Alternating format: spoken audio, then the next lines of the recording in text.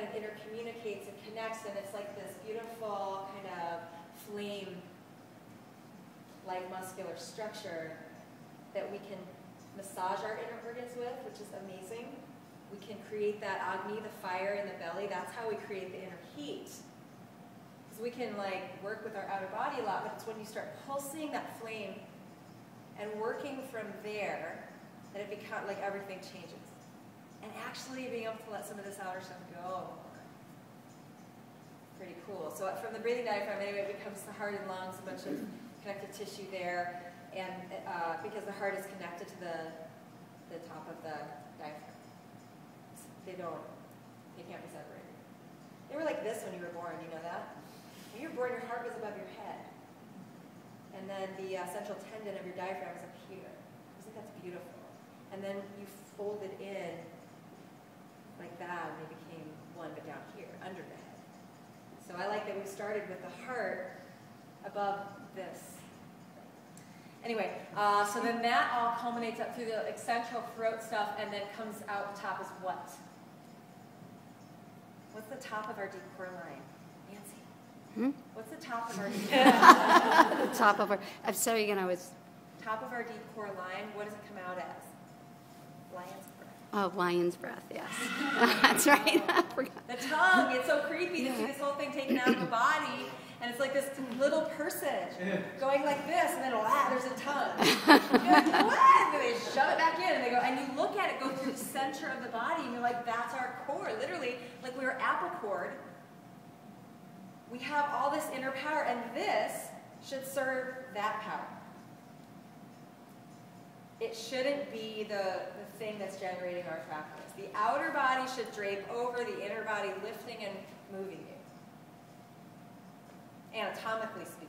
And when you do that, you both get a nice toned outer body, but you also release a lot of that spinal compression, the joint compression, the spots of tension, because now you're working as a holistic person. The way that you have to do that is a wave through that whole deep core line, and this is my 3-part practice I promised you in the literature and poster.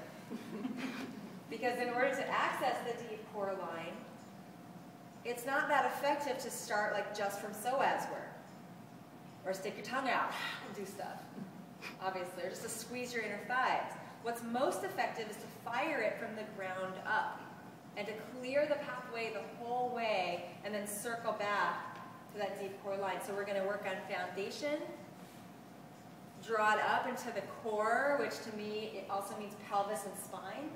See how we can work kind of this area to align it, and then lift that energy up and out and see where the expression is. You also have a deep core line that begins in the arch of your hand, Hasta Bandha, goes up through the center of your arms, comes into the chest, and then reconnects with the breathing diaphragm and down. So if you're doing an arm balance, that's your foundation, and it's the same thing. So the way that I move your poses might be a little bit different, but I'm really trying to connect you into that first. So we're going to do a lot of like, we'll be down here, and then we're going to grow it. So the point of this, and here's the philosophy of center, which you were talking about before, is to get your priorities straight. Get your priorities straight in life and yoga.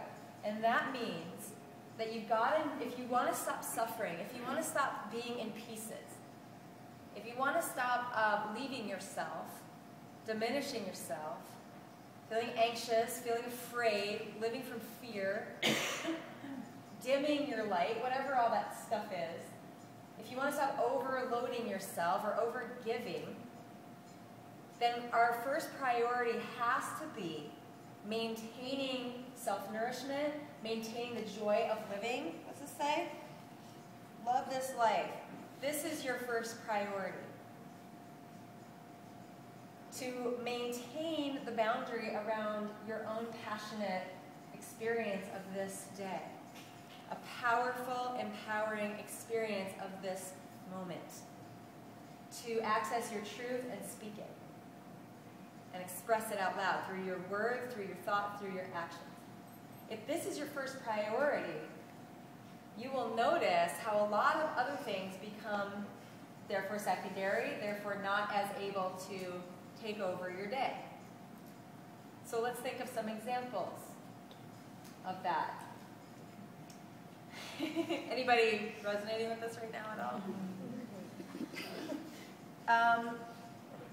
If your number one priority becomes you standing in your truth and loving your life, then what does life look like? Pure. Kind of simple. What's that? Fun. What would today look like?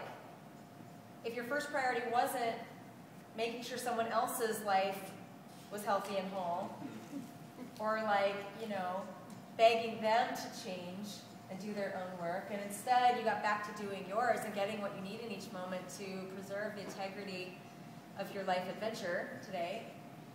I'd be here. You'd be here. Yeah. It'd be light. You'd be lighter.